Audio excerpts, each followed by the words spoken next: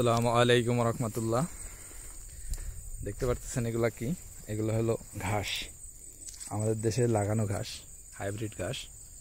এখানে লাগানো লাগে না, এখানে মানুষ ওষুধ দিয়ে মানে ঘাস মরা ওষুধ দিয়ে পুড়াই শেষ করতে পারে না। আর আমাদের দেশে গরুর জন্য কি পরিমাণ লাগায়। আর এই দেশে দেখেন, আমাদের দেশে যদি এরকম থাকতো বা এরকম ফাঁকা জায়গা, এখান থেকে যাদের ফার্ম আছে, কিছু কিছু লোকের এখানে ফার্ম আছে, গরু ফার্ম আছে, তারপরে আপনার ছাগলের ফার্ম আছে, তারা এখান থেকে কেটে নিয়ে যায়। দেখেন কি পরিমাণে ঘাস, এই লাগানো ঘাস আমাদের দেশে কিন্তু লাগায়। আর এই দেশে দেখেন হইতে হইতে ফুল হয়ে গেছে উপরে, কি বড় বড়। আর আমাদের দেশে হইলে এগুলা কত রকম সার ওষুধ পানি লাইন দিয়ে লাগানো লাগে, সপ্তাহে সপ্তাহে পানি দেওয়া লাগে। এখানে কিছুই দেওয়া লাগে না, এমনি থেকেই হয়, প্রতিদিন বৃষ্টি হয়। দেখতে পাচ্ছেন আমি বাগান দিয়ে আপনাদের ঘাসের ভিডিওটা করতেছি। দেখেন ওই আপনার ঘাস বড় হয়ে আপনার বতি হয়ে আবার নষ্ট হয়ে গেছে, আবার হবে এখান থেকে। এই দেখেন কি পরিমাণে ঘাস। যদি গরু পোষা যাইতো এখানে তাহলে পুষতাম, অত খরচ হইতো না গরু পুষতে। বাংলাদেশে যে পরিমাণে খরচ হয়, এখানে পুষলে সেই পরিমাণে খরচ হইতো না। ঘাসের অ্যাকশনটা দেখেন আপনি, কত ঘাস, ঘাস আর ঘাস।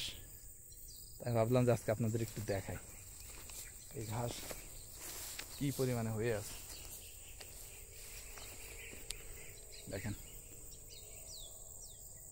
বাগানের ভিতরে, এই দেখেন ঘাস।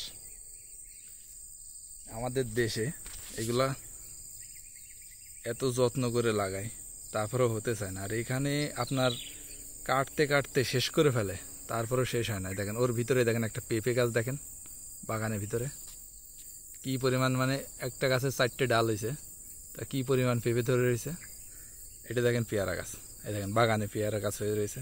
পেয়ারা কীভাবে ধরছে দেখেন, দেখায় আপনাদের কাছে নিয়ে। দেখেন এখানে অবশ্য ইঁদুরে খাইছে, খাইয়ে দেখেন নিচে ফেলাইছে। এই দেখেন পেয়ারা, কত বড় বড় পেয়ারা দেখছেন, এক একটা পেয়ারা কত বড়। কিন্তু বাগানে হয়ে রয়েছে, বাগানের ভিতরে। দেখেন গাছটা বেশি বড় না, গাছটা একদম ছোট। এই দেখেন পেয়ারা এক এক ইসের ভিতরে কি পরিমাণ হয়ে আছে। দেখেন এগুলো সব ছোট। যাক, মালয়েশিয়া কি বলবো, যে সাইডে আসি তা বলার বাইরে। যদি ছাগল গরু পোষা যাইতো, দেখতে পাচ্ছেন ঘাস আর ঘাস, এগুলো খেয়ে অল্প দিনে বড় লোক হয়ে যাওয়া যাইতো। যাক, সবাই ভালো থাকবেন, সুস্থ থাকবেন, আল্লাহ হাফেজ। অনেক কিছুই দেখালাম আপনাদের।